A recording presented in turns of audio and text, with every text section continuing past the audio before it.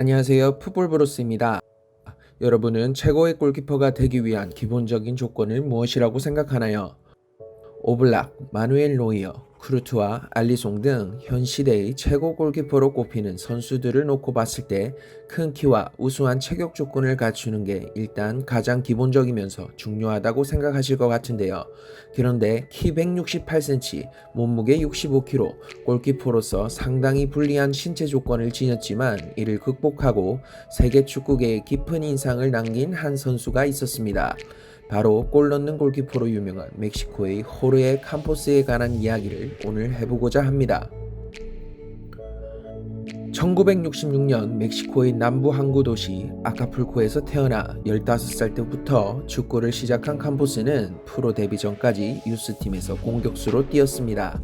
캄포스는 골키퍼로서도 남다른 자질을 보여주며 멕시코 푸마스 우남에서 첫 프로 생활을 골키퍼로 시작하게 됩니다.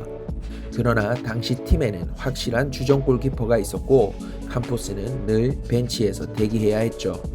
1군 팀의 주전으로 뛰길 열망했던 캄포스는 감독에게 공격수로 뛰게 해달라고 요청했고 팀은 그의 제안을 받아들여 공격수로 기용합니다. 1989-90 시즌 캄포스는 리그에서 14골을 기록하고 리그 득점왕 경쟁까지 하면서 공격수로서 역량을 증명하였습니다. 그럼에도 골키퍼로서의 잠재력을 더 높이 평가한 팀의 감독은 캄포스에게 골을 많이 넣었다고 하더라도 절대 골키퍼임을 잊지 말라고 늘 얘기를 해줬고 다음 해인 1990-91 시즌에는 공격수가 아닌 팀의 주전 골키퍼로 뛰며 팀의 리그 우승을 이끕니다. 캄포스는 작은 키에도 불구하고 이를 극복하기 위한 자신의 무기가 있었습니다. 상대팀이 패스 또는 개인 기술로 수비진을 벗겨내더라도 페널티 박스 밖으로 폭넓게 움직이며 상대 공격진을 적극적으로 차단하였습니다. 또한 1대1 상황이 닥치더라도 침착하게 대응하며 특유의 반사신경으로 결정적인 기회들을 막아냅니다.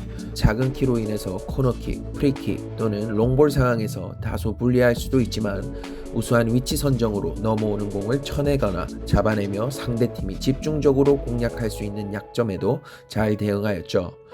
프로 데뷔부터 1995년까지 푸마스 우남에서 총 230경기를 뛰었고 골도 33골을 기록하였는데 전반에는 골키퍼로 나오다가 만약 팀이 지고 있으면 스트라이커로도 뛰며 두 가지의 포지션을 수행하였습니다.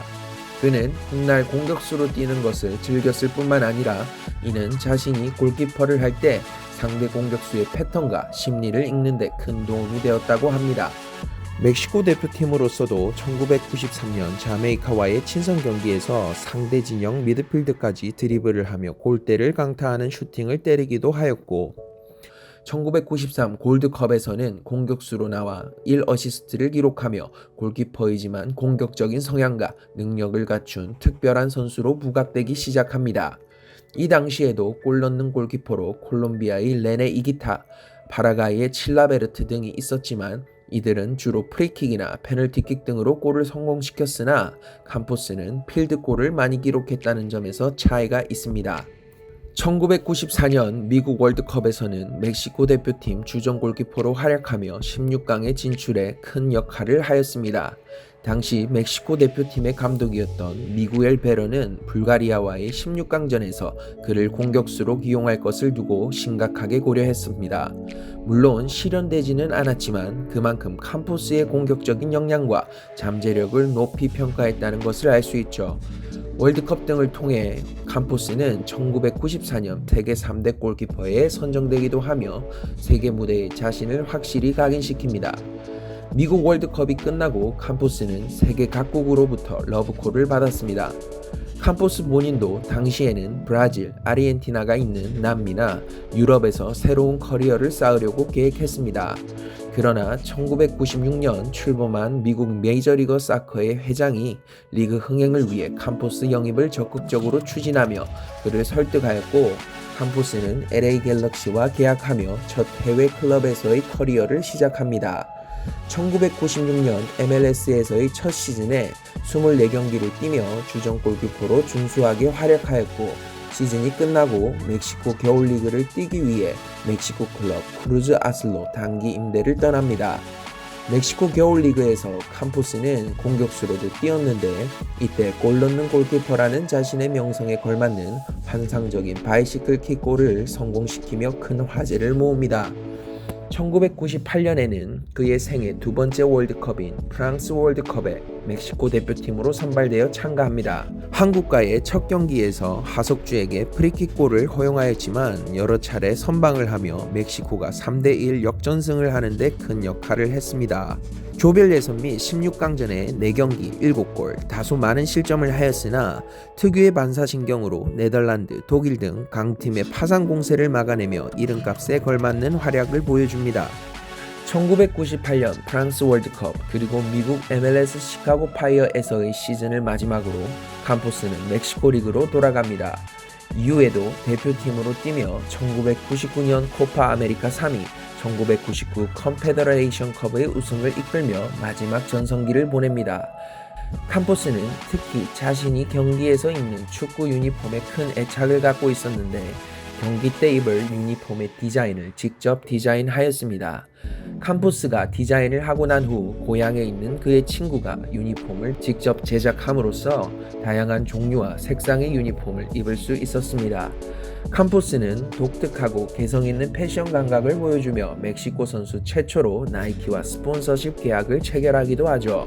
캄포스는 자신의 고향 해변에서 서핑을 즐긴 어린 시절에 모티브를 얻어 형광색상의 유니폼을 디자인하여 1994년 미국 월드컵 골키퍼로 활약을 할 때 착용하였습니다.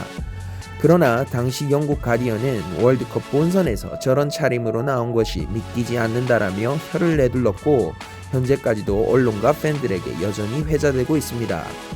2002년 한일 월드컵에서는 대표팀으로 선발되었으나 경기는 뛰지 못하고 2004년 은퇴를 선언하였는데 A매치 총 130경기 출전 기록을 남기며 멕시코를 대표하는 레전드 골키퍼가 되었습니다. 은퇴 후 2004년에서 2006년까지 멕시코 대표팀 코치를 역임하였고 현재는 방송 해설을 가끔 하며 야인으로 지내고 있습니다. 캄포스는 경기장 안에서의 퍼포먼스뿐만 아니라 자신만의 고유한 플레이 스타일을 구축하며 키가 작기 때문에 골키퍼로 성공할 수 없다라는 수많은 편견을 극복했습니다. 선수들의 개성이 많이 사라지는 요즘 캄포스와 같이 자신만의 스타일과 개성을 갖춘 선수들을 더 많이 볼 수 있길 기대합니다.